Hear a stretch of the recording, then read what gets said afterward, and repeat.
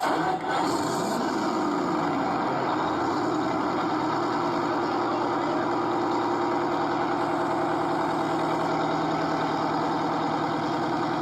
right, today I wanted to just talk about a really easy job that we did while we were under Johnny's bus the other day. We did discover that there was some leaking, air leaks going on under the bus, and we sprayed some soapy water around, and we discovered that this low pressure sensor was leaking at the base of it. It's a very common problem for these low pressure sensors to get leaks. So don't be surprised if you find this. There's a couple places under the bus in the front and the back where they have these low pressure sensors. It's a fairly easy job. It takes a 3/4 inch wrench, disconnect a couple wires, unscrew it. And then once you get it unscrewed, you can just use the 3/4 inch wrench to put the new one in. I wanted to kind of show you using Clint's drawing, a part of Clint's drawing, how simple the air system is in the front. It really is not complex. So there's no reason to be afraid to get up underneath there and look at it, right? There is a clipper valve in the front of the bus. It has low air pressure, and it basically turns on and off the dump valve. So once the switches on the dash are turned on to dump the air, it sends a small amount of air through that clipper valve to the dump valve, which opens the valve and lets the air out.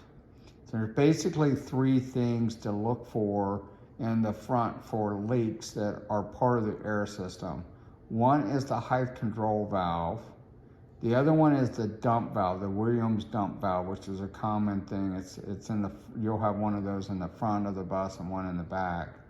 And then there's the low pressure sensor. Now the low pressure sensor is connected to really a junction box, and I'll show you that in a second. So as we kind of just record this, you can see the Williams valve here.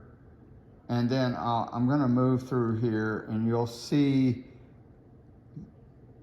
the height control valve and the low pressure sensor. So you'll be able to see all this stuff. One of the things I recommend you do is just take that 9/16 inch flare wrench under there with you, and just kind of hand tighten all the fittings around all of this stuff, so that it's more of a maintenance kind of thing. You probably won't find any fittings that are really loose, but if you do, it'll be nice that you've kind of eliminated those leaks. Once you do that, spray everything and make sure that you don't have any more leaks. This picture of the Bendix sensor, I just included that so that you would have this in the video. You can pause it here so that you can get the part number, which is a 27659930 PSI sensor.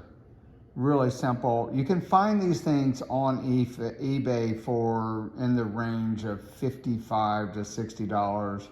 New, I think they go for about $150. So you could save yourself a little bit just doing some searching on eBay.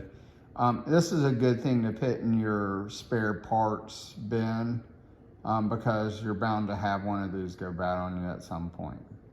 I'm going to share a picture or video of the junction box where the low pressure sensor is located on top here. I'm also showing you the height control valve there. So this is where we removed the low pressure sensor. And it was leaking. Like I said, we just sprayed it with soapy water. Now I used this brand of thread sealant, just hand thread it in, and then take a 3/4 inch wrench and tighten it up. In this case, it was good that we went ahead. This connection on the back here was actually a little bit rotten. So when I went to take off the wire, it just kind of broke. So just be careful with it. It is kind of fragile. We don't want to break it. Hope this has been helpful. Until our next project, Be safe.